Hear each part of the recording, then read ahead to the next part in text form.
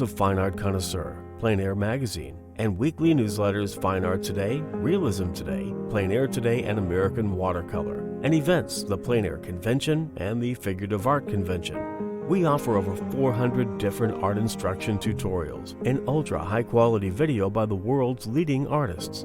If you like what you see, help us support our artists and our team with your purchase. Each video aired has a special discount code for today only in the comments section with a link to the video offered. And to see everything we do, or if you want to receive notice of new releases, new products, and new events for artists, simply click the other link, which says, "See everything we do." Thank you. Hi, I'm Eric Rhodes with Plein Air and Fine Art Connoisseur magazines. Did you ever wonder how John Singer Sargent painted, how he got all that beautiful brushwork? Did he paint fast or slow? Well, I've always wondered that, and so has Thomas Jefferson Kitts. In fact, he has spent his life studying Sargent techniques, studying his paintings, reading everything that can be read, and he's going to teach you what he believes is how to interpret Sargent in your paintings. Enjoy. John Singer Sargent was born in 1856 in Florence, Italy, to American parents who were living and traveling widely as expatriates in Europe. They had had the means to join the many affluent Americans who were then broadening their cultural experiences on the continent. John and his two sisters born after him accompanied his parents wherever they went, and mother, an avid watercolorist, took it upon herself to educate the children as they traveled.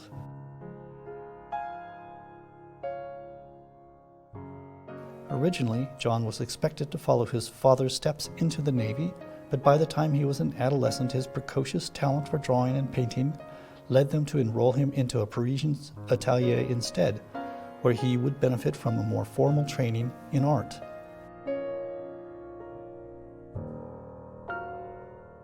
Sargent was 18 years old at the time.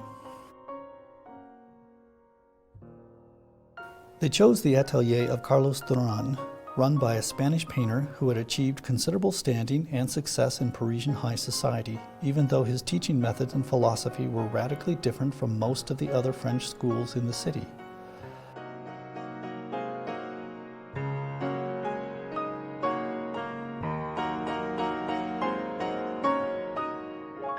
Carlos Duran had his students start by drawing and painting simultaneously, which may have led Sargent to his lifelong interest in painting in the most direct way possible, with little to no preparatory drawing or sketching underneath.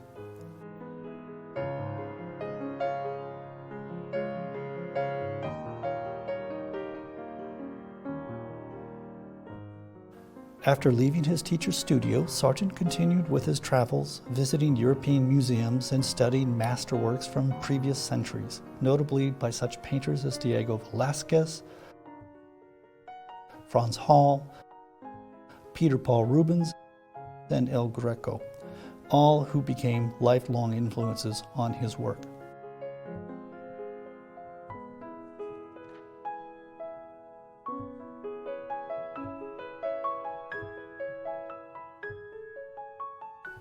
Sargent's itinerant lifestyle became an ongoing source of inspiration, and during his lifetime he produced over 900 oil paintings and more than 2,000 watercolors, as well as uncountable sketches and charcoal drawings.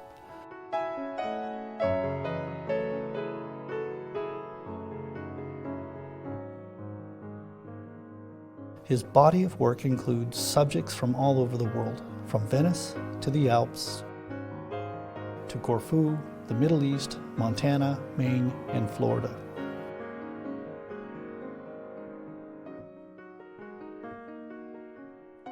Domestically, Sargent spent most of his life in Paris and London, living with close family members and friends.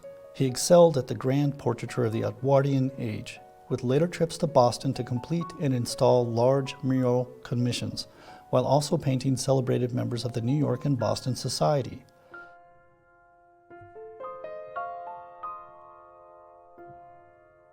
Sargent had enjoyed early acclaim as a portrait painter in Paris, but in 1884 his submission to the Grand Salon of Madame X, supposedly a modern portrayal of the new Parisian woman, resulted in a scandal that ended his career in France. As a result, Sargent departed for England, where he soon launched another successful career as a portrait painter.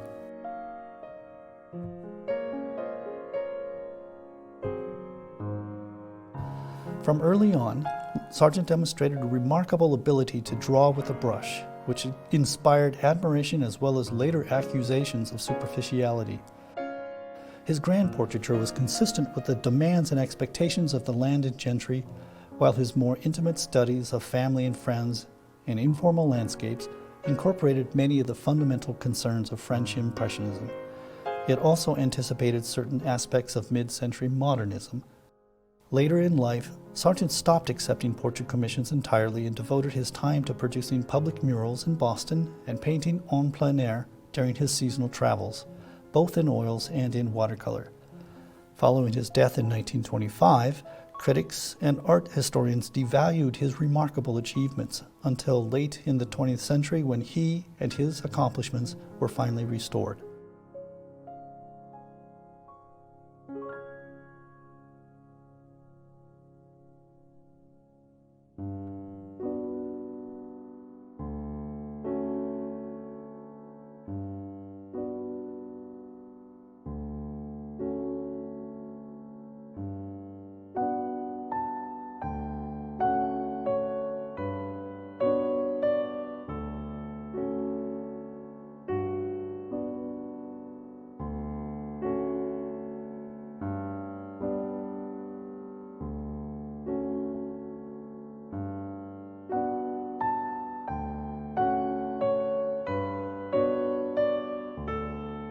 Hello, my name is Thomas Jefferson Kitts, and it's my honor and privilege to present a demonstration on Sargent's working methods.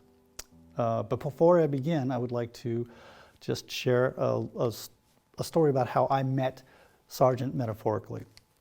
I was a poor undergrad student in 1983 at the Kansas City Art Institute, and I had to go over to the Nelson Atkins Museum of Art to do a paper on some artist who I don't remember.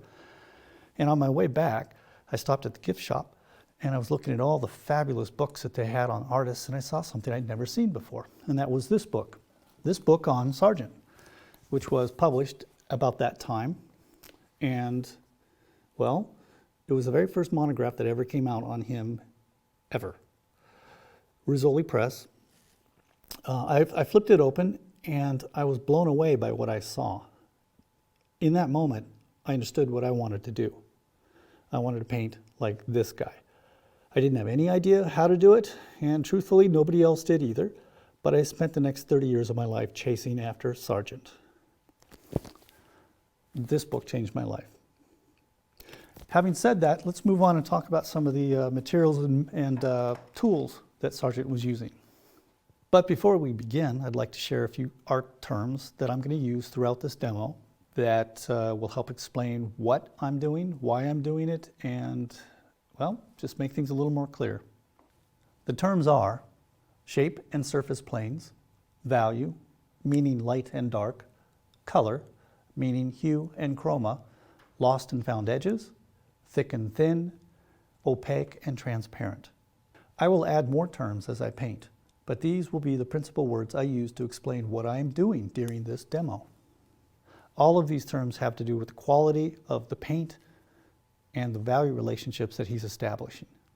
One of the interesting things about Sargent is that he was a rarity so far as painters go, meaning he didn't change his processes or his materials all that much.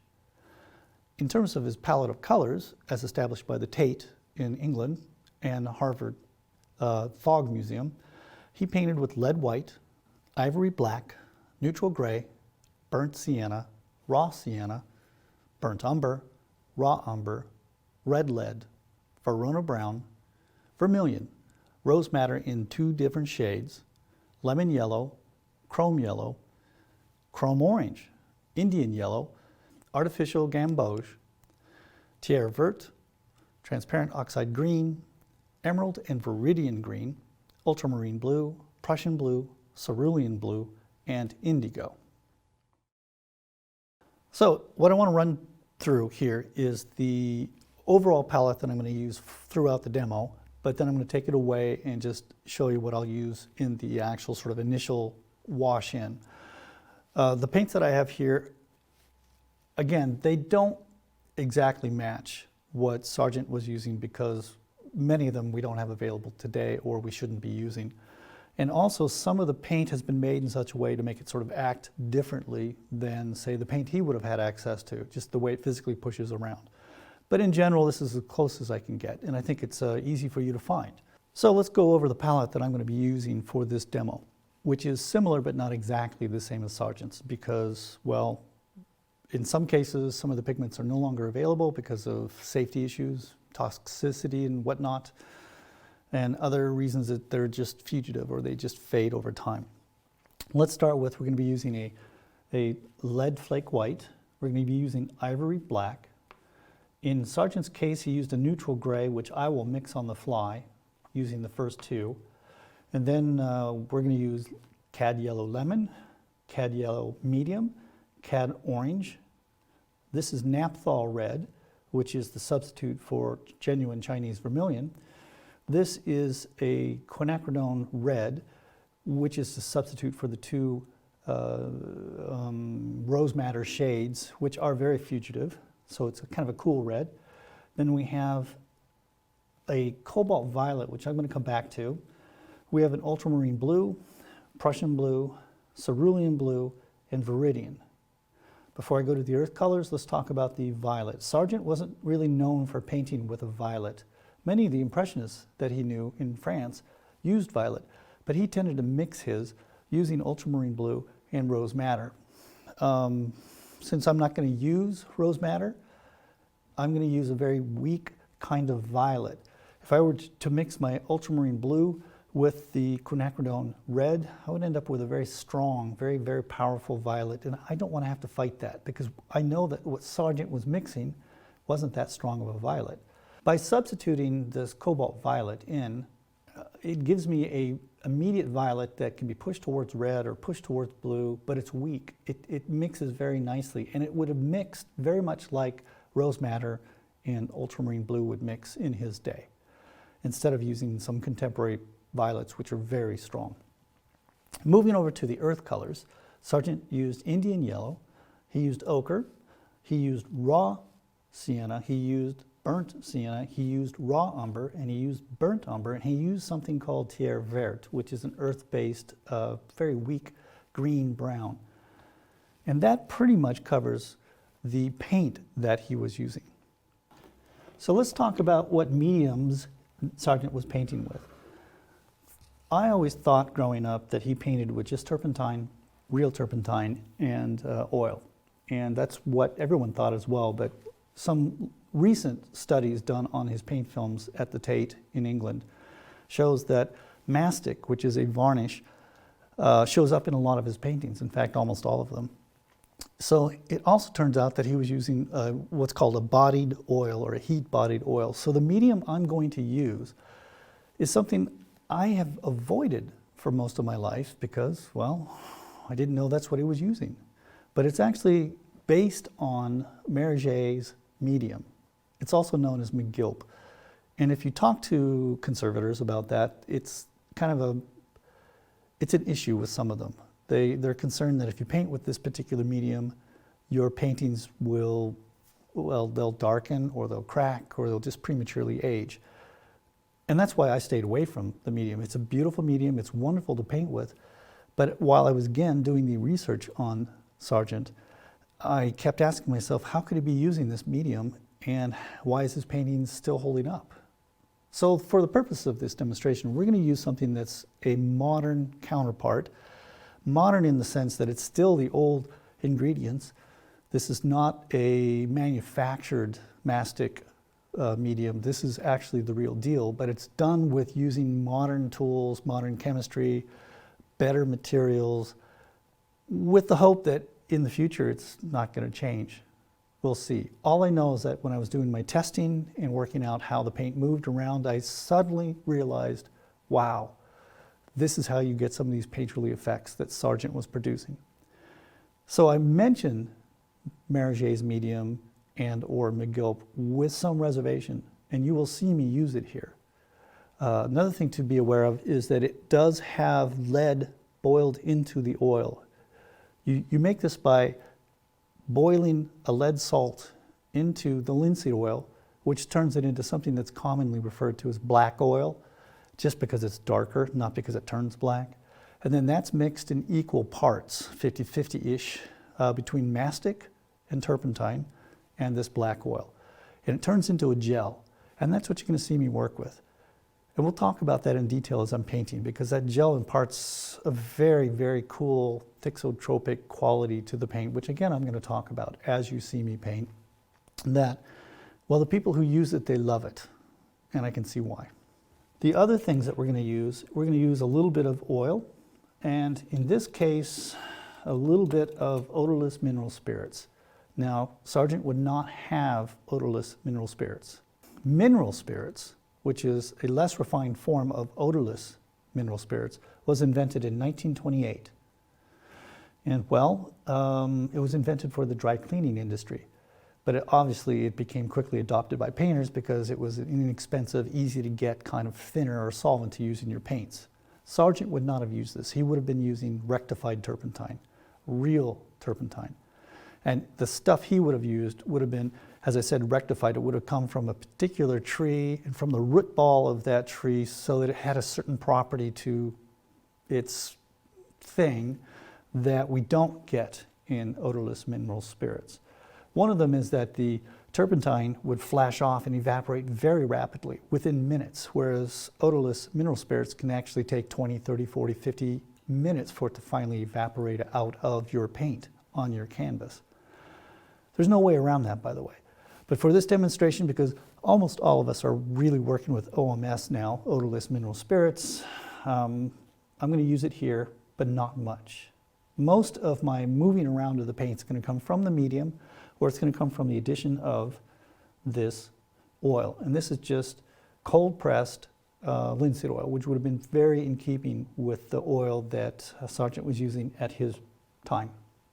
So now we've talked about the paint, we've talked about the solvent, and we've talked about the actual medium, paint medium that I'm going to be using. Let's talk about both the canvas and the brushes that we understand Sargent was using. Most of what we know is coming from sort of analysis at the Tate in England, from their conservation department. They did some recent studies which I found very fascinating. One of the most surprising things about Sargent in the research that I did had to do with his brushes. I had always thought that he'd been painting with filberts, some soft and maybe some hard, but largely filbert brushes, sometimes fairly long to get those calligraphic strokes. But in fact, analysis at the Tate had shown that he used a very limited range of sizes of brushes in a particular, basically one kind of brush. Most of his paintings were executed with what's considered a flat, meaning it's got a squared off end and it's a little longer than it is wide. And the size ranged from 1/4 inch across the ferrule, which would be the metal part, to about 3/4, which is not a lot of difference. Even his larger paintings seem to show brush marks at about that size. Now, if he needed to, say, soften an area, or if he needed to kind of throw down a larger shape, you can look at his work and you can see how he'd lay paint down and then he would wipe it off with a rag. And that would be one of the ways he would build up these smooth transitions and keep the area transparent. So when you see me paint this painting, I'm going to use essentially these brushes here and not much more. The exception to this is that apparently when he would lay in his painting, what I'll be doing next is he might use a round. Now they called it riggers back then, but we call it a round now. And that's probably about the size that he was working with.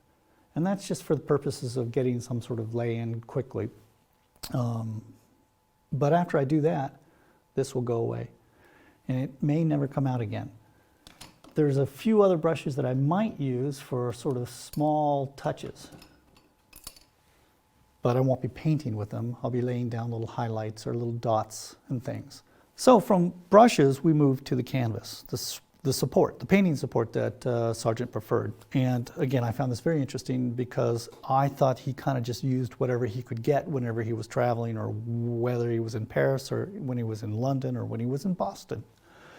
Fact of the matter is, he was pretty picky about his painting supports, and it's generally understood that he had a support custom made for him. He didn't necessarily buy his brushes or his paints or make his canvases. He had all that stuff done for him by his assistants or by commercial color men. And yet he had a particular thing he liked. When it came to the canvas, what he wanted to paint on was a very fine linen that was very heavily sized with rabbit skin glue, which is unusual because usually you want to use the least amount of rabbit skin glue underneath your gesso on top of your linen. And the reason why is rabbit skin glue is fairly hygroscopic. It expands and it contracts with the humidity and temperature changes in the environment that it's hung in.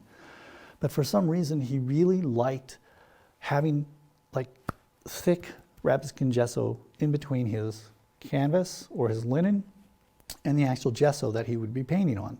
And the only reason I can come up with is that it probably filled the weaves more quickly than thinner coats. Because what he liked on top of his rabbit skin gesso was a thin coat of lead ground, meaning basically it's a lead white ground. So he painted on an oil ground that was very thin on top of a thick rabbit skin gesso. And again, I think the reason might be because he didn't like to have a lot of his oil sinking in.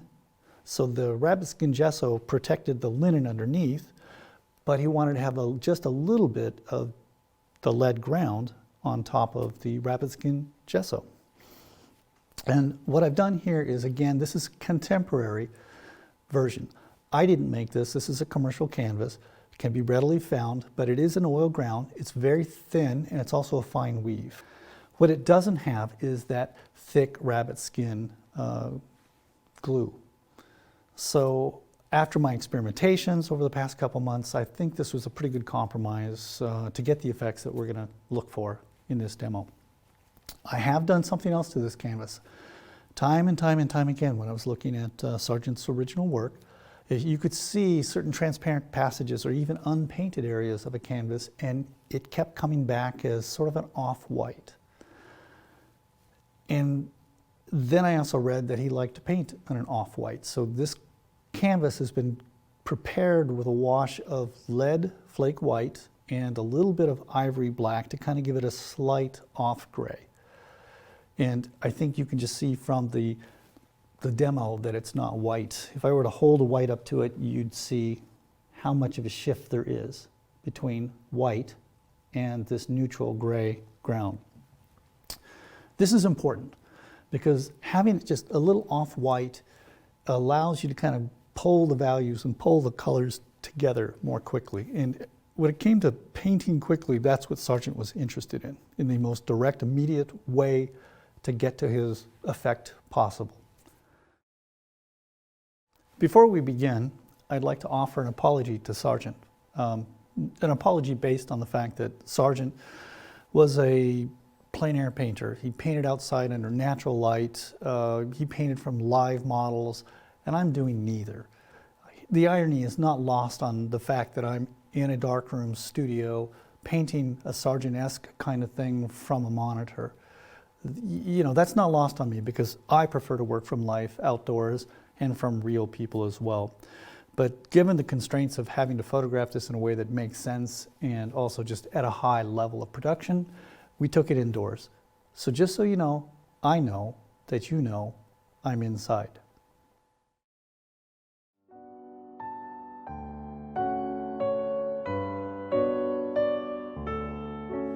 So one of the things that everyone comments on with regards to Sargent is how fluid and spontaneous his paintings look. And we have to be cautious of that because while he did draw directly in as he started to paint, he didn't necessarily lay down a drawing on his canvas and then fill it in with color. In fact, it's rare that you ever see anything that indicates anything of the sort, or drawings or any sort of underwork. He did a lot of prep work going in, meaning he would do a lot of sketches. You know, if you look at Madam X, there were many pencil sketches and paintings and tests and watercolors and things like that that kind of prepared him for the final painting. And that's pretty true for a lot of his major works. And I took that path here myself, which was to work out some of the problems I anticipated having using charcoal. And these are meant just to be little sort of, I don't know, they're just meant to be problem solvers, as I said, so that I know what I'm getting into as I go in. And they're not meant to be anything more than that, and there's a few more behind me on the wall. But I will refer to these drawings, actually, when I get to the faces, hands, and feet. I'll look at my references, but I'll also look at these drawings because I've figured out how to do things with these drawings that I don't necessarily know in the photos, references. That being said, we're going to do a little sketching in, but it's very light and unfixed sort of sketching, meaning that I'm not trying to put down a developed grisaille and add color on top, because that's exactly the opposite of what Sargent would have done. I'm just going to use the drawing that I do to situate where the figure is going to be within the rectangle, where the big shapes are going to be, where's the area of focus, that kind of thing. If I get a good start, that means I'll move along much quicker and I'll sort of avoid certain traps or pitfalls that I can fall into if I have a bad start. When you look at Sargent's paintings, he didn't start paintings the same way every time. So there's some latitude here in what I'm about to do. But I want to talk to you about how I learned to lay in sort of or situate the composition, and how I learned to start a painting, and how I think he might have done it more often than not. There's a couple things. He would have used a fairly neutral, value-based lay-in. It wouldn't have a strong color at that point. He would have been interested in sort of where are the mid-tone values first, because generally he worked from the mid-value range out to the bottom and to the top end, the lights, almost always. And that's what we're going to do here. So what I'm going to use is a mixture of just basically burnt umber and lead white and some of this medium that I've been talking about. And we'll just push it around and get it close. So, Sargent said, put enough paint down so that you could push it around.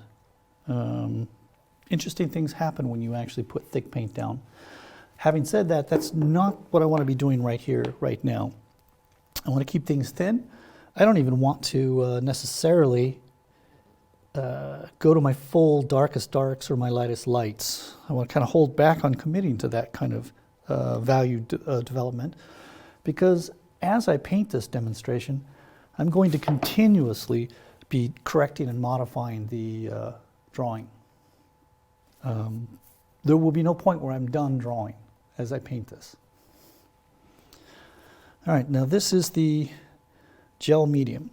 And as I said, it's a mixture of mastic, litharge, that lead and oil mixed together, and it's made to a certain consistency with turpentine, which is flashing off. If you decide to paint with this, be aware that you want to have some ventilation, because there is real turpentine here coming into the atmosphere. Brushes.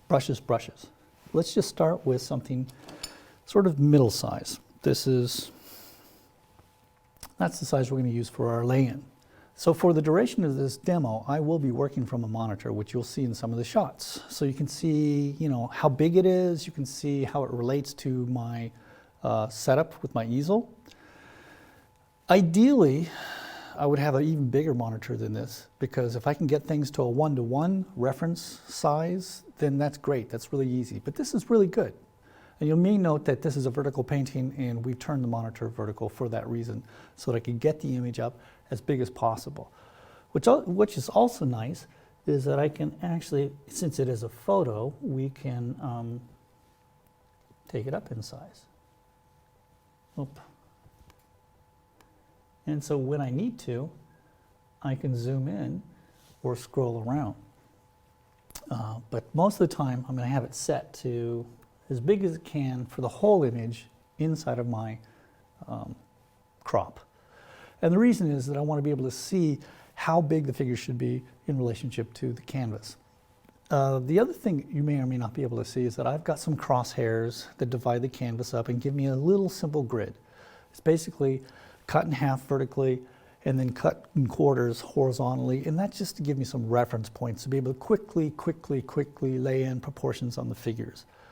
We don't see that happen in Sargent's paintings.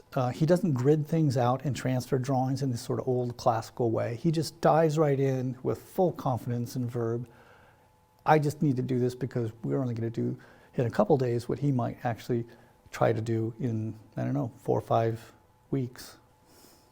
So what I'm going to do here is loosen up the paint a little bit.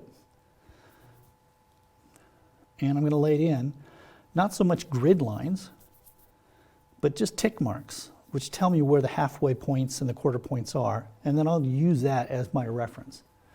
So I'm just going to say, oop, there's the bottom, there's the top. It's roughly halfway between the left and the right.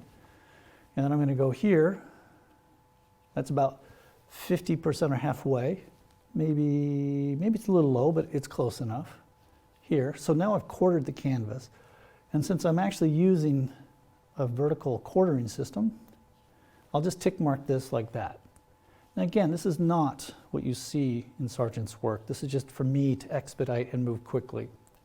So now when I look at my reference, which has the crosshairs in that configuration, I can tell that, well, you know, Lulu Bells, and that's her stage name for this, she chose it, that her hat is right about there. And then I can go, okay, that means Adelaide, which is actually her real name, who's friends with Lulu Bell, would go about here. If this is the halfway point, that tells me I'm a little too small. Now I'm trying not to outline here. That's the one thing I want to avoid doing, is outlining. I want to sort of indicate the figures in the shapes without creating a cartoon or some sort of line that goes around the figure and closes it off, because eventually I want to keep it, well, I just want to keep it open. And if I keep it open, the idea is that I'll be more open to changing and correcting, like I can already see.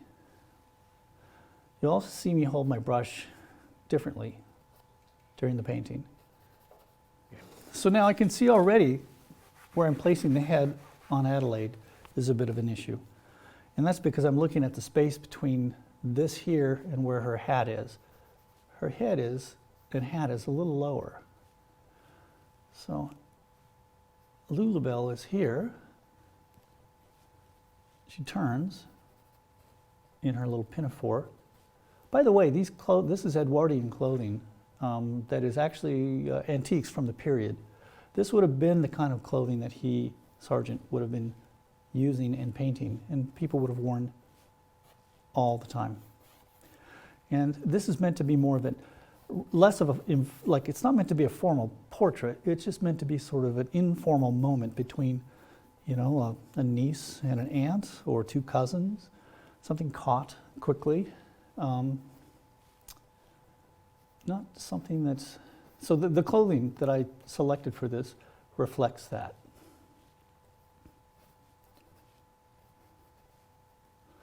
And again, I want to make sure I avoid outlining too much. Now, again, what I'm doing here is I'm looking at various pieces. I'm not just looking, let's say, at Adelaide's head. I'm looking at the space between Adelaide's head and Lulubelle's arm, the negative shape as well, to kind of develop a proper sense of scale. And it will look kind of messy for a while. That's okay. It's oil paint. I get to screw it up and wipe it off and scrape back and sort of move it closer to what should be there. Now, let's see, here's her shoulder, puts her hands somewhere out here. It's a little higher, somewhere like in there. Now there's a tree here, which is kind of cool. I love this old apple tree. This orchard is an old pioneer museum of apple trees and pear trees near my home, where these are specimens that were collected around the state and grafted onto trees here. And somehow that just seemed appropriate. Okay, so now I'm leaning back so that I can kind of get further away. I can start to make smaller adjustments, let's say. I'm looking, okay, wow, I'm going to have to really move this head. We haven't even gotten to where I'm painting yet. So here's that center point there.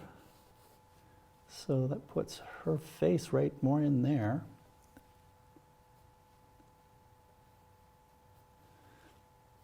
So we're going to be looking at the negative shape a lot right here. Now, a fluid line is better than I tend to draw in sort of straight lines, which is not necessarily what JSS, that's what I'm going to call him from here on out, John Singer Sargent might do. It's just kind of the way I learned to draw. That's better. That's better. I would like to say it shouldn't be or doesn't have to be exact, but he was a very literal painter in the sense that he wanted to get the feeling that it was real as opposed to heavily interpreted. He would exaggerate, let's say, certain characteristics, but he wanted you to feel like that's the way it really, really was when you painted it. In fact, he was kind of accused of being a little too literal towards the end of his life. Some people might say unfairly. So let's see, we're going to kind of wipe this back and kind of come back in. And you can see again, I'm just looking for the bigger shapes. Now I am using the corner of the brush. I'm not necessarily using the flat. I'm using the corner. It gives me a more expressive quality to the brushwork. And I think that that's critical to getting a sense of free-flowing, Sargent-y kind of things, is don't just hold that brush flat. Now you see, I'm just simply mixing in some of the lead white, thinning it down with some of this, medium and some of that OMS. I haven't used the oil and probably won't until quite a while. Let's see, now I'm checking landmarks and I can see right away I've got an issue here. So I might have been closer. So let's see, her hat. I might want to make that a little more exaggerated. Again, being careful not to outline too much. There's something nice about how Adelaide is setting her hips here, holding up the basket of apples. And let's bring in, where is her Lulabelle's termination of that beautiful pinafore dress that she's got. Now, one thing I do want to talk about with regards to Sargent and drawing the figures, that he quite often exaggerated the length, much as you see models today when you see photos of them wearing high fashion. You know, their legs from the hips down have been accentuated by the way the camera lens was used. I've done a little bit of this. I'm not going to do as much as, say, he might, because it's not really I don't like to go quite that exaggerated with, say, the length of the figure, but I do want to sort of pay homage to that. This would be, say, the foot in that area. Now there is more space between this, so that's that negative thing. So I'm going to go with that for now. And what I mean is that there's more space between the two dresses, and we'll see how that looks. Now, one of the things that you aren't going to see until late in the game here is that there's going to be, this is an apple tree, and I'm going to be putting a lot of apples up here, sort of hanging down. So that's why you see me setting the figures so low. Normally, if this was just more of a straightforward portrait, I'd raise the figures so the heads were further up in this area here. But I want to allow room for the design and the pattern that's going to develop of the apples hanging on the trees, of the apple that is in Lulubelle's hand, and even apples on the ground. Just sort of like use the apples as a way to kind of move your eye around and through the image. This is something I do see a lot in Sargent's informal work, is he's always looking for some sort of repetition in form and shape and design, to put it simply. Okay, so let's see. Now, poor Lulubelle forgot her 19th century shoes, so she volunteered to stand in this tree in bare feet, which when I saw that I said, oh girl, that's awesome, we got to do that. But she put up with some discomfort to do that. She's a strong gal in that way. Now, you can see everything's weighted over here already if you're paying attention. And I need to think about how I'm going to counter that so it doesn't look like the composition is sort of leaning or tipping to the left. And one of the saving graces I've got is I'm actually going to bring Adelaide out a little more this way. She has a bustle on, believe it or not. It's Edwardian, so it's not quite like a Elizabethan, but she is wearing a bustle under there, so it brings it back. And this tree here is in the crop meant to kind of pull the eye back in towards the center. And you can take liberties with the shapes that are outside of the figure to do that. And you can see I'm not worried about indicating too much about the trees or leaves. This is just so I can see how things sit. Do I have the shoulders? Do I have the hips? Do I have the hands close to where they need to be? This is a particular kind of basket. It's a 19th century basket. Believe it or not, it's called a buttocks basket, and it's going to look like a butt. I thought about changing that, to be honest, because I thought some people might just have trouble with that, but I'm going to start with it being very historically accurate, and it has to do with its construction. And of course, that's why they call it what they call it. Let's see now. Going to be approximate with the fingers and hands, because at this point we're just blocking in. And the idea here is to kind of just quickly get a sense of placement, scale, and size. The next step is to actually start blocking in maybe some lights and darks.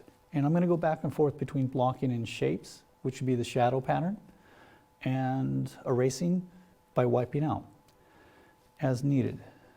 Okay, we're going to actually take that, I want to take that over more, just because it's kind of a nice turn. I hope you're not seeing me outline, because I really work hard not to do that, and when I teach, I try to get people to stop doing that when they're drawing or painting, so that they feel like they have the freedom to go outside the lines that they've just created, let's say. All right, so I'm just checking my position of things. Let's take that down there a little bit more. What's nice about this mastic medium is it has a nice pull and drag. No, I don't really want that, not yet. In fact, I'm going to put this away because I don't want that. I want to have a surface that grabs the paint and doesn't get too slippery. And adding oil at this point would possibly make it slippery.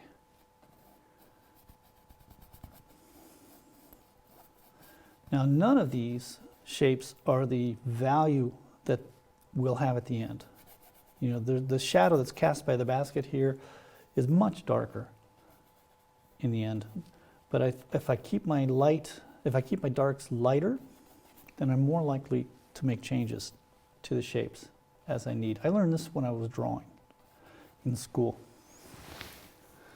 Not to go in heavy and hard from the start. I think, was it Michelangelo that said that I just chisel away all the things that doesn't look like the sculpture?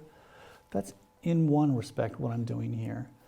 I'm trying to just sort of take away or put in just enough to get the point across at this stage. Okay. Now it's funny, we'll get to light and dark shadow in this area at some point, but I just want to kind of see how things go.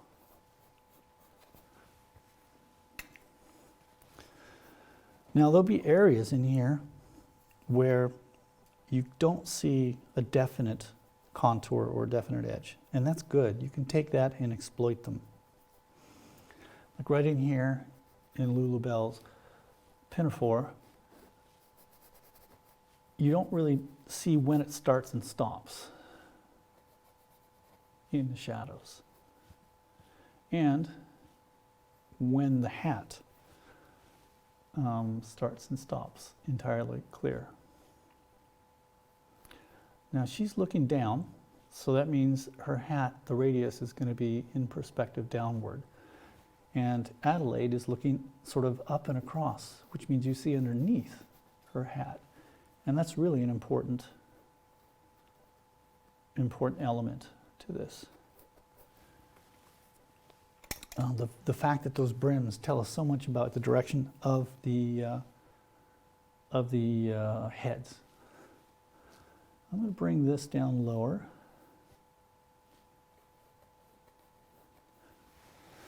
And you can, at some point you learn to sort of ignore earlier things, let's say, that you drew. You don't have to get rid of all your miscalculations. You can just draw past them, so to speak. So right in here, I'm thinking, oh yeah, okay. So there's more distance between her hand and her shoulder, meaning more distance this way. This would be a pretty good example of the tree is somewhere in here, hand somewhere in there, like that. And what I want to avoid again doing is, just like I don't want to line up and create outlines of everything, I want to avoid blocking up my darks too much. Okay. Now that actually should be further over because we want the tree to support her. I don't want this tree to be too lined up with this side. Sargent actually did change quite a bit in his paintings for compositional effects. There are times where he would paint, let's say, a mountain or the tumbling stones coming off a mountainside, but the stones that were in the foreground weren't what he wanted. So he actually would turn and look at another set of stones and move them back in to compose with. And I'm going to do a little bit of that here. A little bit. That's the sort of thing that as the painting evolves, I start to do.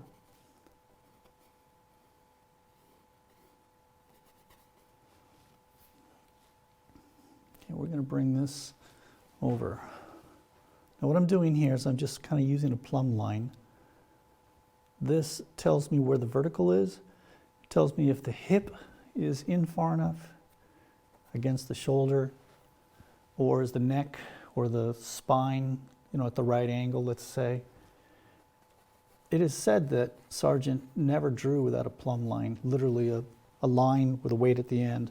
Whenever he drew the figure, he would hold that, and that would tell him very subtle shifts in the balance, or whether or not the bicep was in front of the elbow or not. It's actually a very handy thing to have handy. I guess I left mine in my suitcase.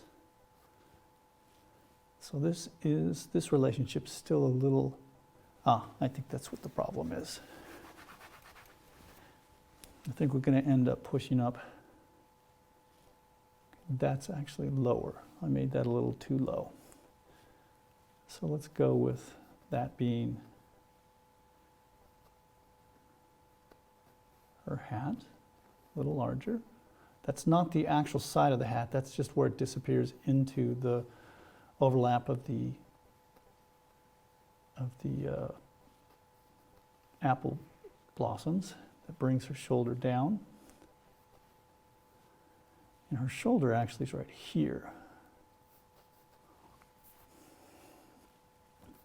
So again, the nice thing about this medium is that it just allows you to paint over so readily.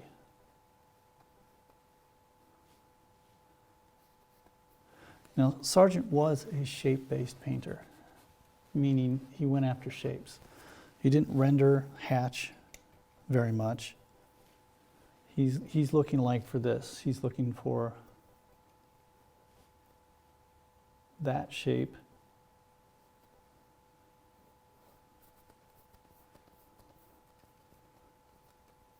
against these shapes. And we will do the same. All right, I'm going to speed up here. When I don't talk, I can paint much faster. So I'm going to try to speed up and talk a little bit less. Okay, so here we go for a little while.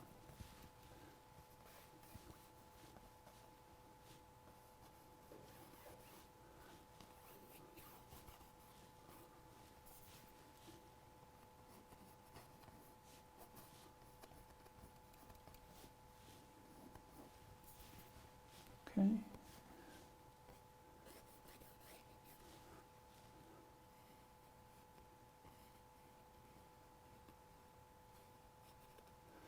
That's a problem there that we'll work on.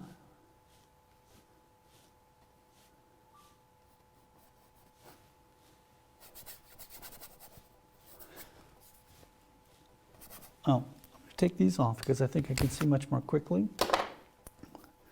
Mostly because I'm getting to an age where it's harder to see things close. And I'm having to look close. Now this would be the dappled light falling across the pinafore. And again, I'm just adjusting it at this point. I'm also going to change it. When I did a full-size comp of this, I decided that it was better that the actual shadow of this came lower to underneath the basket, to bring out the basket. And now I'm not going to try to paint individual bits of shadow yet. I just want to paint the block, let's say, of the shadow, and then I will come back and start to develop that a little more subtly. So we have this light basket against this dark, which I do like. We have this camouflage occurring where the shadow is coming over her arm, which can confuse the eye. And then we have the shadow where her shoulder is, taking her into the shrubbery. Now there's also shadow here on Adelaide's shirt. I don't want to get too lost in that yet because it's small stuff. There's a cast shadow here. And now here's a decision I have to make, which is, let's see how these shapes work. We have to sort of look at the shadow cast here by the basket and the shadow that's being cast in dappled light. And where do they sort of merge in terms of value? Where do they sort of create a larger super shape? And initially that might look like it's flattening things. It does for now, but I'll come back in and after we get the middle values established. Remember, Sargent worked from middle values out. Once we have the middle values and the middle shapes established, then we will start to distinguish what's near, what's far. And we're going to get a little bit into, and this is just to allude to, I don't want to get caught up in trying to paint this all out. We're going to allude to some dark foliage.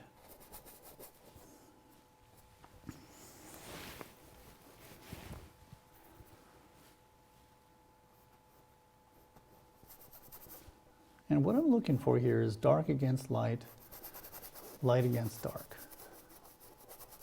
So I can see how the blocks, the shapes, the planes work.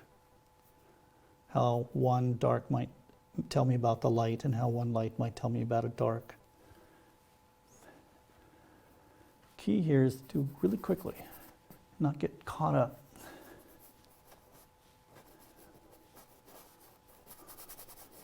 in too small shapes too early. Okay, there's that hand.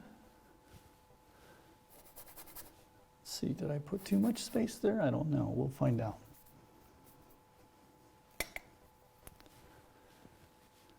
Okay, I am squinting a lot, even with my glasses off. I'm squinting a lot. Let's make this a little thinner. And let's do the vertical again. Yeah, that's not bad. So here's the foot, and here's the other foot. For now. What's interesting is that this is all kind of in shadow, meaning close to sort of the same darks. And that's how I am going to depict it. Now this and this are not the same. It's interesting, this shadow back behind that tree is actually a little lower than what's over here. It may be I may change that to be closer than that to each other. We'll see compositionally how it develops. Okay, and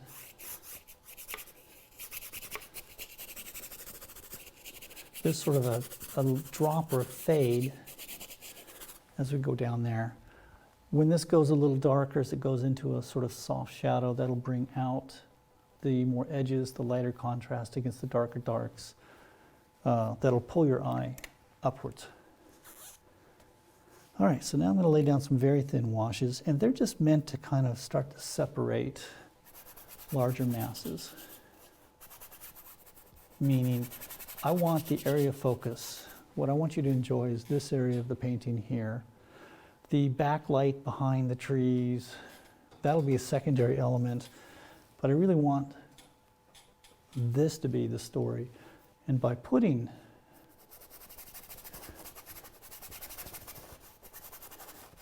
some of that there, you can start to now see the Adelaide and Lulubelle are becoming more present, for lack of a better term.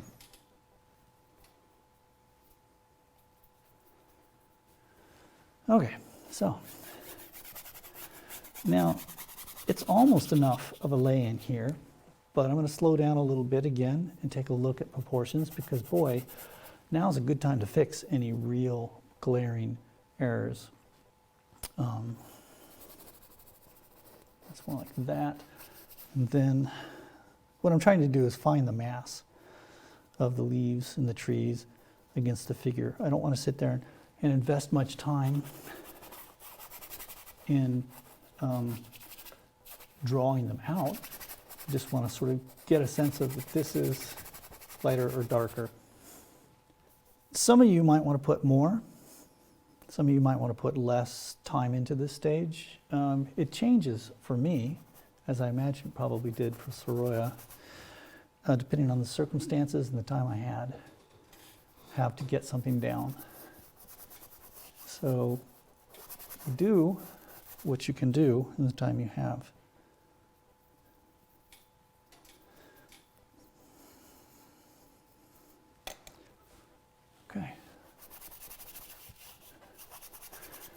Again, one thing I love about this medium is that once you put it down, you can continue to push it around, and it does this drop in the sense that the pigment sort of stops moving. It doesn't slump, it doesn't sort of melt. It stays right where you put it, but it allows you to come back even hours later and do the same thing as if you just laid it down, which is my idea of a dream painting media.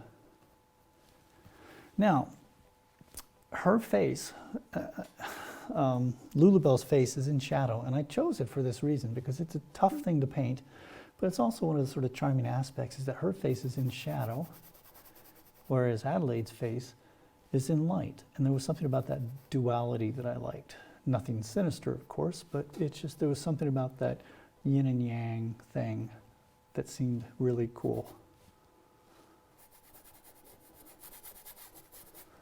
And those are the contrasts that I really try to emphasize in my own work, because that's the sort of thing I saw Sargent emphasizing in his work. And again, I'm going to say it again, you know, I admire Sargent. I am no Sargent, but I try to learn what I can from Sargent, which is as much as possible. Now, you can see I'm getting a little denser with the paint, and I will probably end up scraping a fair amount of this off towards the end of the day so that I start with a thin surface again. That's something that is sort of unspoken about Sargent, is how often he scraped his paintings, certainly his portraitures. He really liked to come back to a simple underlayment and build up his colors again and work it and work it and work it. And finally, in that last sort of session, lay down thick paint that you see, we see when we look at his paintings. It's almost as if the last thing, the first thing you see is the last thing he put down. I guess that's like stating the obvious, but there you have it. So let's take this down a little more. Okay, now, here's a difficulty thing. This dress that she's wearing, the skirt, this Edwardian skirt, is a heavy gray wool, and its local color is dark. So I want to give a sense of the mass of that local color, but I also want to make sure that it feels like there's light involved. I don't want to lose all of that. And the same is true with the tree, which as we develop, the tree is kind of a dark gray that goes into a shadow shape. That's too much of a line, and let's do that. So again, I know we're flipping back and forth, so you can see the painting and you can see the image I'm using, the reference, which, you know, was shot by myself and a friend for this purpose. So you can see how I'm trying to indicate what's actually going on with the light and shadow, but I don't want to be too tied to it. Not yet, and maybe never. Now we see that the sort of area of focus is sort of now moving into the middle part of this rectangle, which is what I want. I don't want them dead center, I want them a little bit off center, but I want them in the center so that your eye just naturally gravitates to it, because this painting is going to be about what happens in here. I am going to introduce now, in a sense, a sort of complementary hue. In this case, it's an ultramarine blue, and I say complementary because it's a bluish color that's set off of a really dark orange. If you think of raw sienna, burnt sienna, it's really kind of like a dark valued orange, low chroma. But the point here is that this is a classical mix to get darks that can be either warmer or cooler. And so much of what Sargent does in his blocking in has to do with warm and cool. Warm lights, warm darks, cool lights, warm darks. And now by adding this, I can start to kind of redraw in and get a sense of what changes, what needs to change. And I can also start to think in terms of shifts in value. So I can also take time to correct. Again, correcting is always good on the fly. So I want to bring her over a little more. And you note that I went from a big pole, fat wide pole, to a thin pole because it has to do with how I view this part of her sleeve with the leaves behind. Let's take a look at Lulubelle here. Again, being cautious not to get too persnickety with line work. Now, I'm just simply looking to correct and set up for where the hand is going to be. I'll do some overpainting, clearly.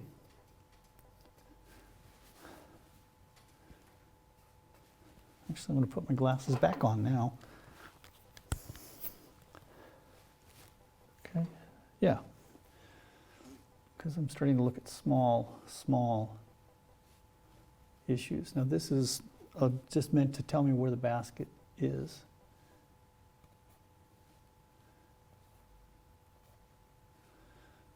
Okay. That's the other side of the palm. The thumb, which is a little far over. Let's move this over. Now I want to lean back while I'm making these changes, because if I don't, I can get too persnickety, and I can also stop seeing the whole painting together, which would not be good. I want to be able to see as much of that painting as I possibly can. Now, let's indicate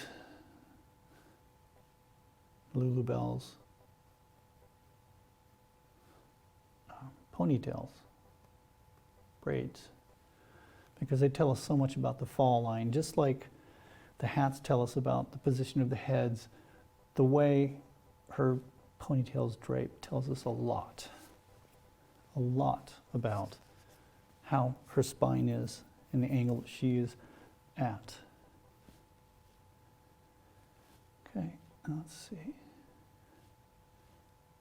Now, I don't want to get into drawing faces and hands yet. That's premature. Okay, thin this down. There's a shadow, kind of massy thing happening here. And this has to be just treated very thin, almost like a watercolor wash. I think it's one of the reasons why he liked working on a fine weave, is that he could get everything from a very small texture from washes to building up, thicker texture, which we'll be doing towards the end of the painting, to play off texture.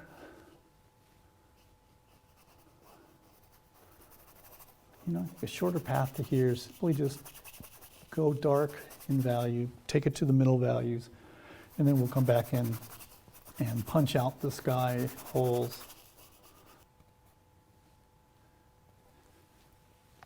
And then we'll add thicker paint for lights and darks. Let's go ahead and go bigger for this area. So we've gone from that brush to this brush, and the only reason is that I want to be able to move quicker. It is said that Sargent painted with slow haste, although I remember it being deliberate haste, meaning control but fast, and that's what I'm recommending we do here.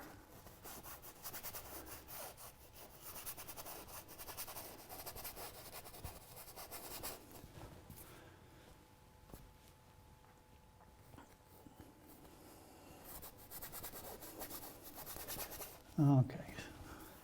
Now what I don't want to get into is painting little bits like this. I still want to keep things in terms of larger shapes. Where was her hand? Haha. Her hand was right here, using just a corner. Just want to remember where that is. And that means if that's her hand there, this tree kind of disappears in some ways. There are parts of the tree that are in light, shadow. Let's look at those feet. Well, let's look at this lower half of the figure. Yeah, it's not bad.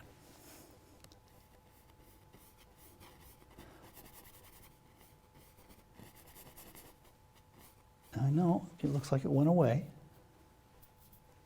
but you can always get it back.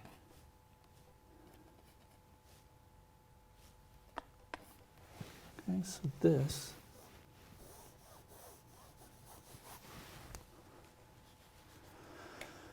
all right, I'm not far from starting to mixing up blocks of color. Not far at all. Again, I just want to indicate that there's a mass of leaves here, which then forces the eye back into this inverted triangle that I find very compelling. And I'll have to make sure that the tree, the sky holes in the foliage up here don't compete with this area.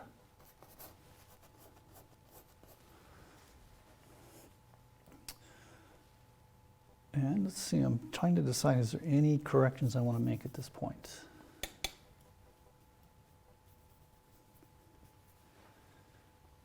Let's see. Let's see now. Now, I mean introducing, because this lead white is different than titanium white. It doesn't get as cold or chalky as quickly. I'm introducing a little more white earlier. Right. I'm looking at this shape against this shape here.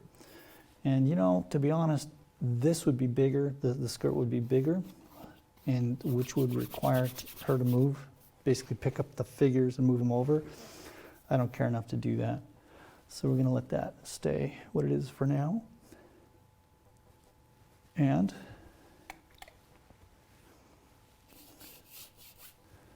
put that in. Put that in. Put that in. And that is essentially our composition. So at this point, I want to sort of critique it in my mind for relative, scale. How big is Adelaide against Lulu Bell?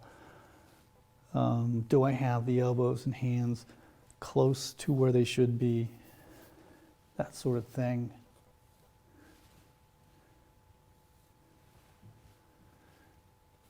Essentially, can I continue to whittle away or chip at what doesn't look like the painting?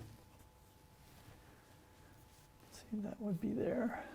So that basket's a little lower. Okay, so now we're going to take a break and I'm going to lay out the full palette so I can start to mix the mid-tone colors.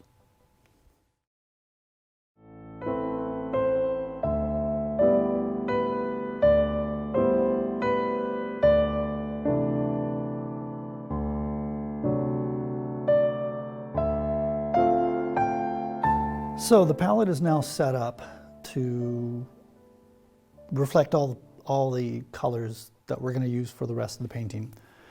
We won't use the same amount of everything, obviously. We'll probably rely more on the earth colors than, say, the primaries, but it is set up in a certain logic. And it's basically a spectral palette, meaning it's like the rainbow, starting here as we move through the primaries and the secondaries, all the way to here, which is viridian. So we have, again, cad yellow lemon, cad medium yellow, cad orange, naphthol red, quinacridone red. This is the violet, which I mentioned is not on his palette, but he would have been mixing his rose madder with his ultramarine to get something close to that. This is the ultramarine. This is the Prussian blue. This is cerulean blue, and it's real cerulean blue. It's not the cerulean blue hue, it's the real stuff. So it doesn't have quite the punch that modern cerulean blue hue has. And this is Viridian, which would be substituting for the emerald green that he might also use. This is the modern version of Indian yellow, which would be a lot higher in tinting strength than the actual stuff he would have been using. This is yellow ochre, raw sienna, burnt sienna, raw umber, burnt umber, and then finally that green terre verte, which is basically a greenish earth color. The reason why we're going to use most of the earth colors is because A, that's what he did, and B, because they're mineral pigments and they're granulating in such a way that's more closely related to how his paint moved around, especially when you add the actual painting medium that we're using. I'm going to put more of that down because we're going to go through a fair amount of this pretty quickly. All right. Now what's interesting is the litharge, the lead oil combination in this paint medium, and the addition of this range of earth pigments, we're going to see this painting dry within 12 hours. Once I stop painting, it'll probably be dry within 8 to 12 hours to the touch. And that's actually to our advantage because many, many, many paintings by Sargent end up being multi-session paintings, often over months, if not years. And we're going to do something within 3, maybe 4 days. So I don't mind it drying quicker. So I can talk about some of those effects that he could get. What we have here looks like a mess, but it's kind of a roadmap, but it's not a roadmap that I have to take as I've laid it out. I can change things because of this medium and the solvent. And I'm going to start to actually I'm going to go back in and redraw things, but I'm going to sort of kind of look, I'm squinting, I'm looking, I'm squinting, and I'm thinking, where do I want to start? And I think I'm going to start with a sort of a very thin passage of Adelaide's head and neck. We'll make that start with a version. I guess you're just going to have to guess at what I'm mixing here because I can't talk about that and paint at the same time. But the idea here is to get close approximations of the value and the sort of hues of what I want.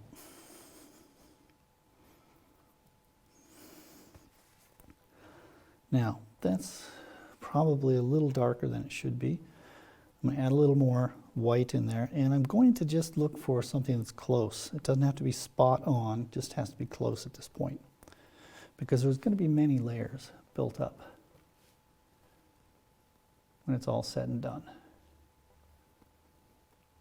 And you can see that the canvas is giving under the pressure and weight of my stroke. I need to be careful not to push too hard at some point.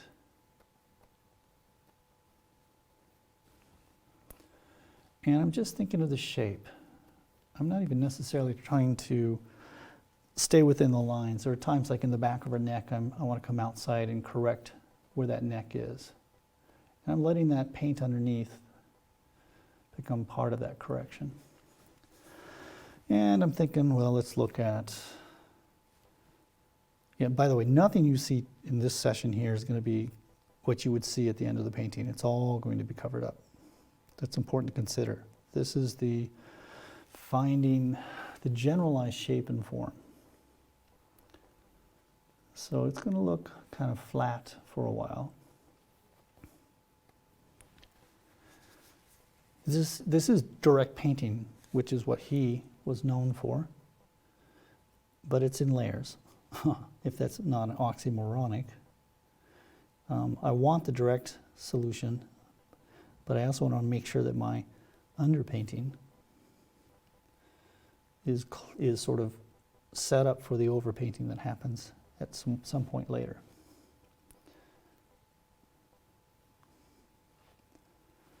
Now, kind of a strong color here, but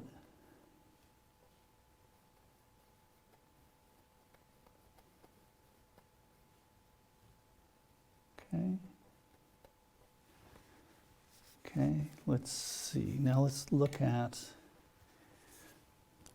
Lulu Bell's little pinafore, which I see is kind of a very subtle but light blue.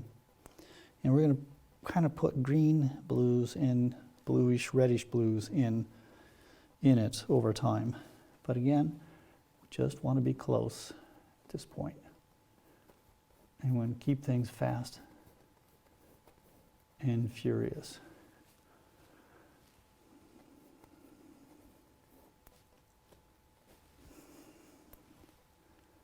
Now, one thing I should be doing at this point, I think, is should is the operative word, is looking for longer poles. You know, I don't want that to constrain me too much. Always looking for the long pole. But as the painting develops, I do want to sort of see if I can make longer, more descriptive calligraphic poles. Boy, right there, that helps right there. So we start to see some warm and cool differentiation. Right now, I want to go back to, let's say, the basket. And again, just trying to get an approximation. I know from experience that I'll be able to layer on top of that all sorts of variations of that color, that mass color of the basket.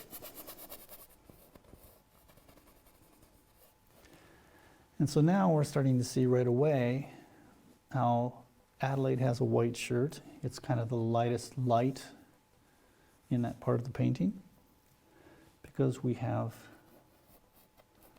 tinted the basket. Now let's continue down. I want to actually establish maybe the overall gray quality of the skirt and then come back up into this area. We'll also start laying in sort of greenish casts in the foliage so that we again have a sense of the hue that should be in that area. But before we do that, this is an easy thing to mix, but I didn't put down any black. It's said that the first time Sargent was asked to paint with Monet, and Sargent thought Monet was the only impressionist of note. We'll go into that later, maybe. But it's said that when he first set up to paint and he looked at Monet's palette, he cried out, "How do you paint without black?" And I don't remember the actual quote in its entirety, but it had to do with the fact that Sargent felt he couldn't paint without black. Wasn't that interesting, was it? Other than to know that he did paint with black. I'm going to make the sort of neutral gray out of those two, and then I can take and push that in all sorts of directions: warmer, cooler, redder, greener, bluer. In this case, I'm going to go a little more towards the purple. Purple meaning towards the violet. And again, now I could mix with a knife this into the color and create some very creamy, beautiful things to push around, but we're doing this quickly. Now that might be a little too purple, but that gets us in the ballpark, doesn't it? And again, I'm looking to paint or lay down the middle value, the mid-tones, as he would have called it. I don't use that word myself, tone, but I am for this video, mostly because so many people get confused by what do you mean by tone. Are you talking about the value? Are you talking about tonality, meaning how the painting's keyed? Are you talking about a musical term? I've always found it a little confusing. But in the case of Sargent, tone, I think, equates with value.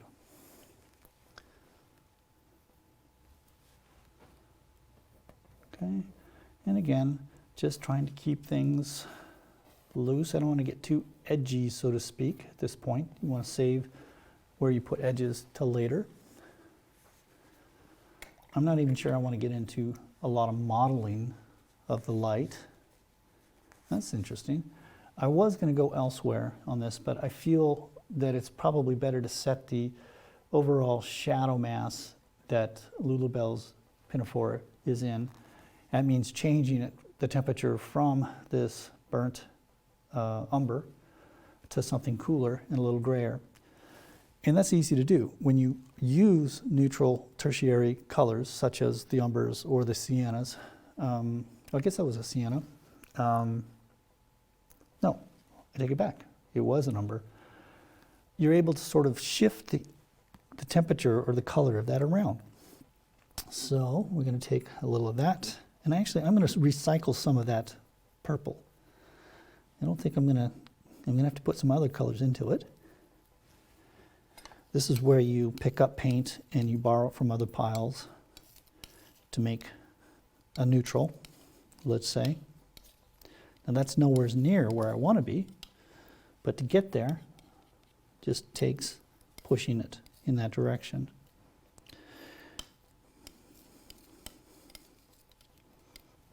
Now I'd say that's in the sort of hue range I want it to be, but it's still a little intense and it might be a little more red. It's not bad. I think what we're going to do is just cheat in the sense of I'm going to just take that shortcut and then we're going to lay this in and see where we are. At this point, you don't see me dipping my brush to clean it because everything's happening in sort of the same value range or very similar value ranges.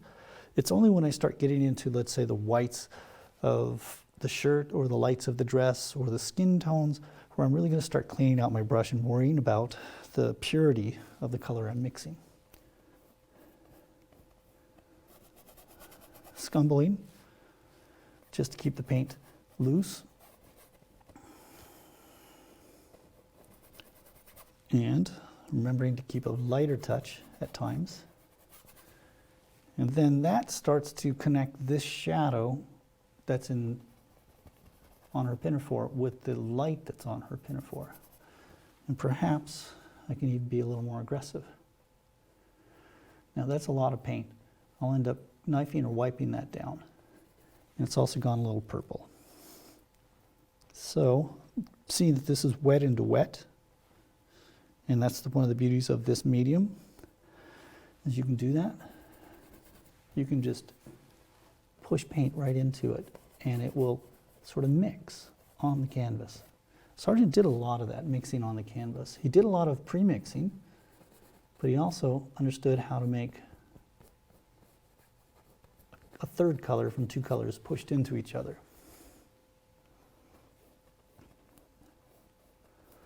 Now, I want to be careful again not to get too caught up with contours or borders at this point, because those will sort of constrict me and keep me, or at least de-incentivize me from making changes to the drawing that need to happen. Having said that, I just need to remember we're just getting approximations here at this point. And we don't have to go for the finished surface, let's say. I think that that's probably a little dark and a little purpley. So let's just push more, more of the lead. Again, like that. There's a little shadow there that rounds out her shoulder, cast shadow. And then of course we have this area here which goes into shadow on her shoulder.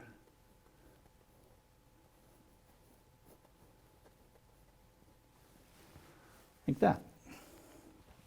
This shadow, this arm is higher than this side.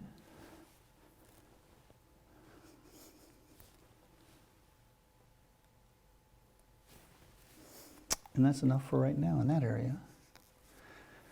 So I'm going to start to carve a little bit out using this terre verte. Terre verte is a color I used to paint with a lot 20 years ago because it does some interesting things when you glaze with it.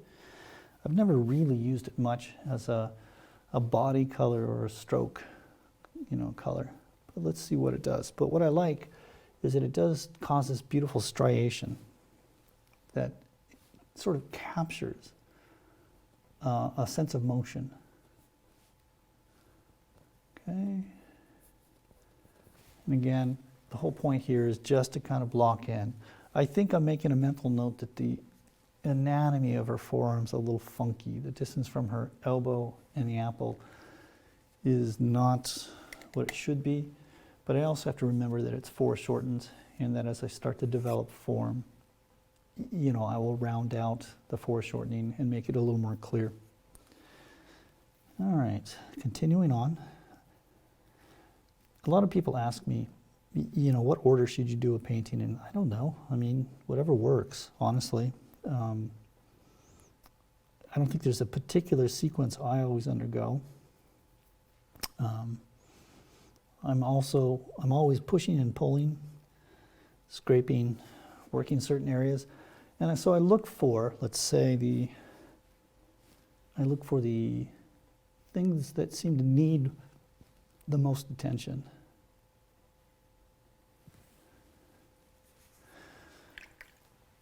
Okay, so I'm going to be bouncing around a fair amount here on this painting as it starts to develop or continues to develop. I am trying to stay reasonably true to Sargent's ideal of painting your midtones first, or establishing your midtones first.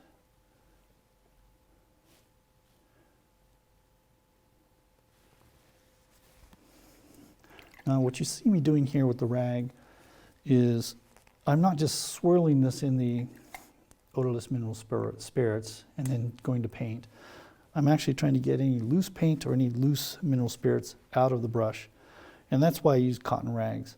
They're much more absorptive than paper towels, and in the end they're even less expensive when you buy them in bulk packs, either from the store, art store, or from, better yet, paint stores will sell them to you very cheaply. And you'll probably find that you use less of these than, say, rolls of paper towels. I do. But when I'm jumping back and forth, I like to have this in my hand. It's one of the things that has probably made the most difference in my painting, for the most part. Now I'm going to just do some big sort of shapes with the green. I've never tried using this paint this way, so we're both going to see something happen here. Yeah, see, there's not a lot of tinting strength there. It doesn't really go very green. It might have been better off for me to have started with this on the gray-white of the painting. But in for a penny, in for a pound. I know I can take that burnt umber that's already down there and shift it very easily.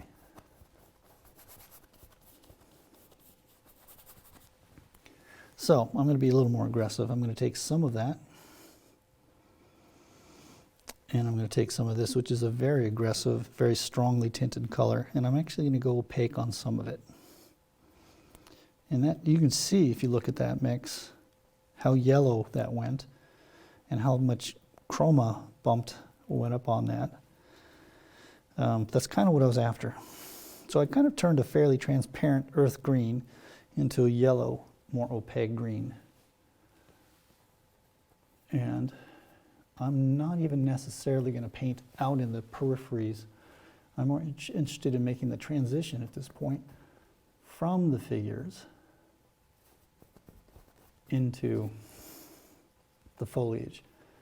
Trust me when I say I can knock the foliage out pretty darn quickly. It's those transitions that matter.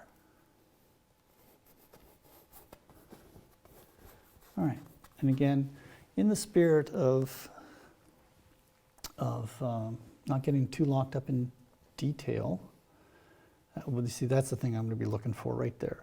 Not yet, but that sort of like wet drag into wet drag, where you overstrike the edges. If you look at Sargent's paintings, you'll find that he's often pushing his shapes out into an area larger than they should normally occupy, and then he's cutting back in over with more paint. And that's how he seems to create some of these fantastic transitions. that you couldn't possibly render out by stroke, stroke, stroke, stroke, stroke. But look at that. We'll be working towards that as the painting progresses. And there's another thing is I've noticed in some of his paintings he would do this where he doesn't really pick up the brush. He doesn't go stroke, stroke, stroke.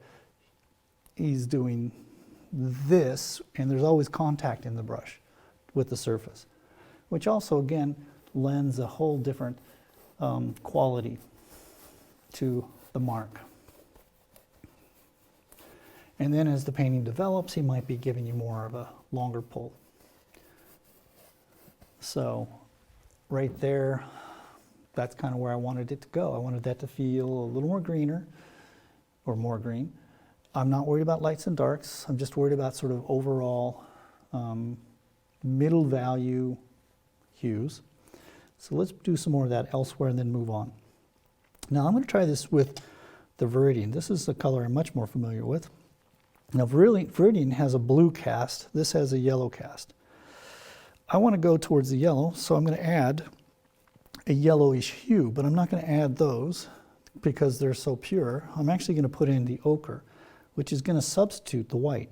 It's going to push it towards the yellow, green, and it's already opaque, and it's lighter than the Viridian, so I'm going to end up with a color that's pretty darn close. But if you were to look at it, you'd see there's more opacity here. Let's see what happens if I add some of the medium. Yeah, it gets closer, but it's still more opaque. Let's see how it looks over here. You know, it's still a little too, well, it's not too bad. I'm not going to worry about it. I was going to say it was a little too bluish. Now, I don't mind, in fact, I want some of the umber to be showing through, both sort of uncovered by the green and also through the transparent of the green. I want some of that, because that's one of the things that's going to tie it together, meaning tie the colors together, sort of a unifying value in hue. Now I'm going to thin this down. I don't normally want to thin my paints down, but up here I do want to keep the painting thin. I want the thicker impasto parts to be more towards the center, to where the story, the narrative, the relationship that I want to depict exists. Now, I'm not trying to smooth out the surface, I'm just trying to randomize and sort of make it less active between light and darks up there, so that our eyes, again, are drawn to the center. And a lot of these strokes you won't really see, I think, towards the end, after I put other paint on elsewhere. Remember, the sky holes will come in at some point, and that will start to make these strokes look less varied, less intense. So I step back so I can get an overall effect, see it. The idea being here that I like to have people view my work from about 5-6 feet, especially at a painting this size, maybe even as many as 7 or 8 feet. One thing that's nice is that when I step back like this out of the frame, I can actually see my reference, my subject, and my painting all at once. And I can start to see things that have to be modified or corrected. When you paint like this, it's really hard to kind of get a sense of, is this the right size of the face? Is this too big, too small? Is this in the right place? Because you just can't make that mental jump. But if you're like this, way back here, you can actually see what has to change. And boy, there's some things that have to change. Hey, would you like to win a beautiful painting worth almost $3,000? We've got a beautiful Joe McGurl plein air study that he's done of the sunset in Maine. It's gorgeous. If you want to have an opportunity to win it, go to paintinggiveaway.com. Just put in your email. That's all you've got to do, and you only need to enter once. We'll be giving away the prize at the end of May. Go to paintinggiveaway.com. realism.com.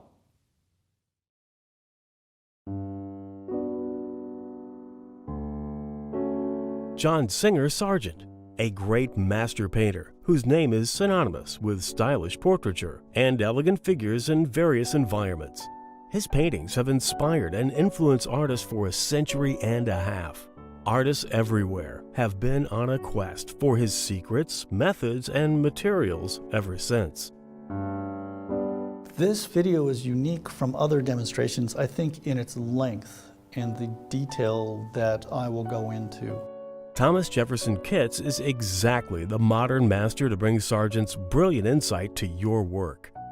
In this video, he shows you why Sargent was Sargent.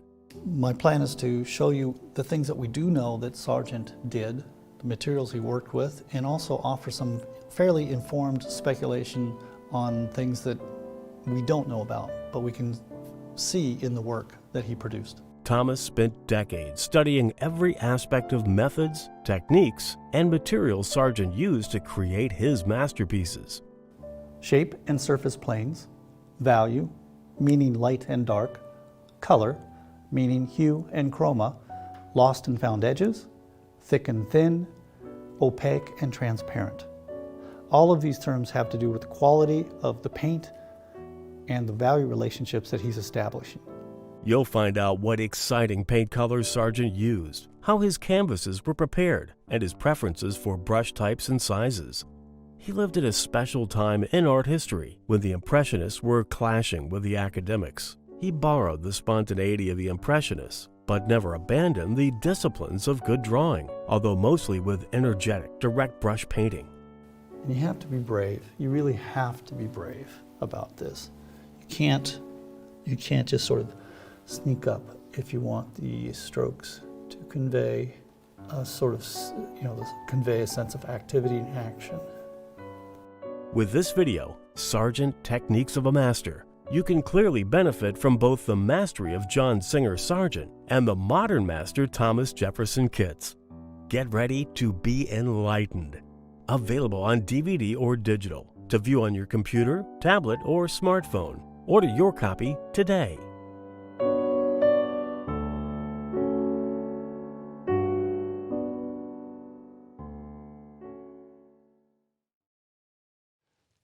That was Sargent, Techniques of a Master with Thomas Jefferson Kitts. And you can learn more about that at lilyartvideo.com. Now let's get to know Thomas a little bit.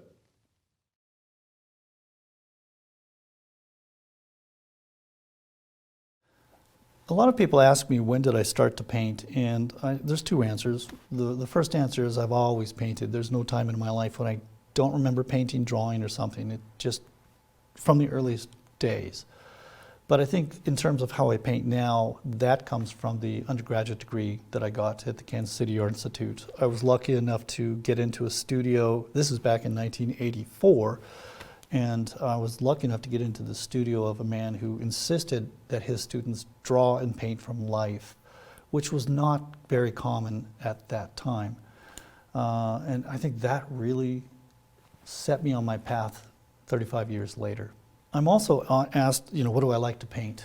Or what is my ideal subject? And honestly, the subject is like the second thing in my mind. The first thing is, do I want to paint something? It's not like I decide I want to paint boats this morning and then in the afternoon switch over to painting people. I like to paint it all. In fact, it kind of drives my galleries crazy sometimes when I walk in with a painting that doesn't really relate to the work that I've given them in the past. But, I just like to paint. When people ask me to describe my painting style, I sometimes don't know how to answer that.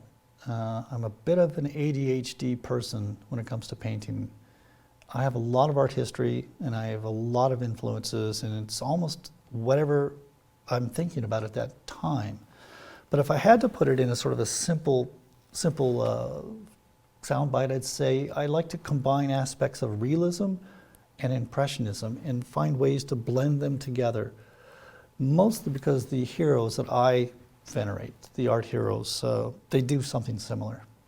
While I'm widely known for my landscape painting, specifically the en plein air or on the spot, on location work I do, I've actually been trained with the figure dating all the way back to the early days in the 80s, and I've enjoyed putting figures into my landscapes. I just haven't done much of them in the last 15 years. I'm returning back to working figures into my landscapes because I'd like to share that aspect of what I do with my collectors and with the world who's interested in what I do. Another thing I'm often asked is, where do I get my inspiration? Not so much in subject matter or environment or something, but in terms of who do I look to for, inspiration. There it is. I have always made it a point to look at artists of the past as opposed to contemporaries, mostly because I want to see the work that stood the test of time. So commonly I would say, let's say obviously Sargent, Sorolla, Zorn, but if we go past deeper into history, you start to come up with people like Franz Hals or people like Velasquez, and even the Impressionists. It's all good. It really is. I can find almost something of merit from almost any painter of any period that I want to extract and somehow understand better. Color is everything to me. I think it was my entrance into painting. When I went away to school, I thought I actually might be color deficient because I couldn't see the colors that other people talked about. And what was really going on is that I wasn't understanding what I was seeing. When I ended up in school and had color classes, suddenly I started seeing things that I didn't recognize before. And it wasn't that the hardware changed. It wasn't that my eyes were different. It was I was taught about color and what it is and what it does and how to use it, so that then everything I look at has color. I understand it. One of my favorite quotes is by Cezanne. And it goes something like, he says, "I apply color until I achieve a likeness." And that has been a credo for me for the last 3 decades. Another quote I like having to do with color has to do with William Merritt Chase. And he said, "Get the color right and the eye will do the rest." And I found that to be pretty true as well. If I just nail the color, be it realistically or be it sort of interpretive or expressionistic color, if I nail the color, people really see the subject. Along with color is the fact that I love playing with the paint, with the brushes. To me, one of the things that still separates painting from, say, digital computers and imagery is the fact that it's a physical thing. Paint is real. It pushes around, it lifts, it sticks, it scrapes, it does all these things. It has a dimension. It used to be that we used oil paint to kind of create the illusion of space into the picture, as if you were looking through a glass window onto a world, and that you wanted to remove any sort of, surface to that window so that there's nothing impeding you to see through that window to whatever was on the other side. The window being, of course, a metaphor. But since modernism and today, we actually try to make the viewer aware that they're looking at a surface. They're looking through paint to the subject, let's say, but the idea here is that I'm not trying to hide that I'm painting any more than, somebody's trying to hide that they're singing. I have been asked, do I paint anything else? And yeah, mediums all over the map. I was trained as an illustrator, so I can certainly find my way around gouache, casein, acrylic, watercolor, pastel, and oil. I've concentrated on oils because I think of oils as being the sort of the grand piano of all instruments. Everything can come back to the piano and be expressed. Whereas if I go into, casein, you can do some wonderful things that are beautiful, but there's certain things you can't do with casein, and that same is true for pretty much any other medium. However, having said that, I have lately been going back to painting in watercolor, partly for the challenge and partly because, it's just a beautiful media, and I want to see if I can actually learn to control it. One of my favorite quotes by John Singer Sargent about watercolor. When he was asked what did he think of his watercolors, he responded, well, it's making the best of an emergency. And there is that aspect to doing a watercolor that is not in oil. I can take my time, I can slow down, I can be more leisurely with an oil. With a watercolor, you just have to go lickety-split. I came to teaching honestly, or as honestly as one can. I started teaching 10 to 12 years after graduating myself and spending time out there painting, drawing, and moving around in the real world. I was actually asked to put together an art department for a BFA program, which I did and ran for 10 years. So I had this wonderful opportunity handed to me to both design curriculum, staff the school, and work with students for 3 to 4 years at a time. I left all that back in that was 2000 actually. 2000 I decided to leave that and just go back to painting full time and started teaching smaller groups, workshops, a few weeks at most, and it was a different thing. But I have to tell you, I keep coming back to teaching because there's just nothing more pleasant, nothing that makes me feel better than working with somebody and suddenly seeing the light bulb go on, and you know they got it. This is something that they may have been struggling with for a long time, or they tried to come to it from a different place.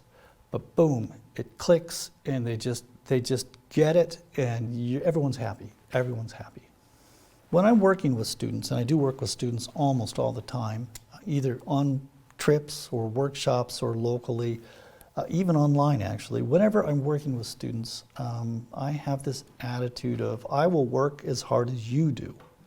And they know that. So if they're gonna work really hard, so am I.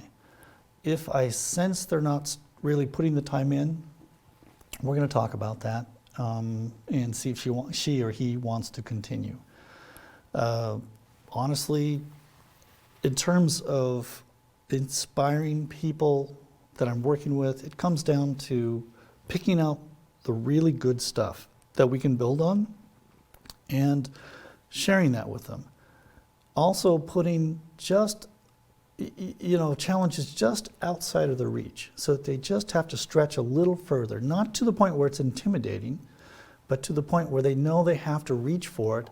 And when they do, because they almost always do get it, they know that I'm going to set the goal a little further, and they're going to at some point realize, oh, wow, I'm doing stuff I hadn't done before. This is great. I've been at this for almost 35 years now, and sometimes people ask me, well, you've been at it a while, so how do you stay inspired? And I guess the answer is pretty simple. One of the reasons why I paint from life is because it's always new. I just can't run out of ideas. I can't run out of subjects. All I have to do is get up and walk across the street. In some cases, all I have to do is turn around, and it's a whole new painting. Sometimes all a model has to do is turn around, and it's a whole new painting. If you look at it that way. But I will admit, there are times when I wake up and I'm lying in bed and I'm thinking, I don't really want to paint today. And that's the time I actually do get out of bed. I eat my breakfast, I do my ablutions, and I go to the studio and I start painting. I may not feel so inspired to do so, but once I pick up that brush, start mixing color, throwing it down on the canvas, the inspiration comes. I think one of the most important things, anybody who aspires to, I guess, a professional level, or at least a sort of a really high level painting, is that inspiration is for amateurs. You don't sit around waiting for it to happen, waiting for it to find you. You just get going and start painting.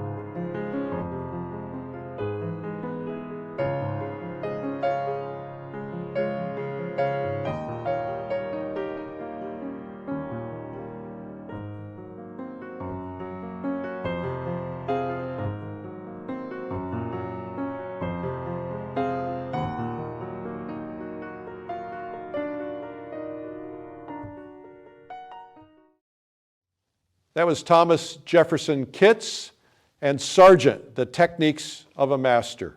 You can learn more about that at lilyartvideo.com. Thanks for watching today and keep practicing. I'm Eric Rhodes.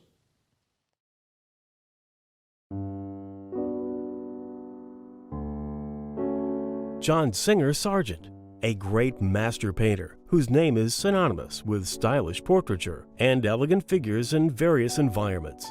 His paintings have inspired and influenced artists for a century and a half. Artists everywhere have been on a quest for his secrets, methods, and materials ever since. This video is unique from other demonstrations, I think, in its length and the detail that I will go into. Thomas Jefferson Kitts is exactly the modern master to bring Sargent's brilliant insight to your work. In this video, he shows you why Sargent was Sargent. My plan is to show you the things that we do know that Sargent did, the materials he worked with, and also offer some fairly informed speculation on things that we don't know about, but we can see in the work that he produced. Thomas spent decades studying every aspect of methods, techniques, and materials Sargent used to create his masterpieces. Shape and surface planes, value, meaning light and dark, color, meaning hue and chroma, lost and found edges, thick and thin, opaque and transparent. All of these terms have to do with the quality of the paint and the value relationships that he's establishing.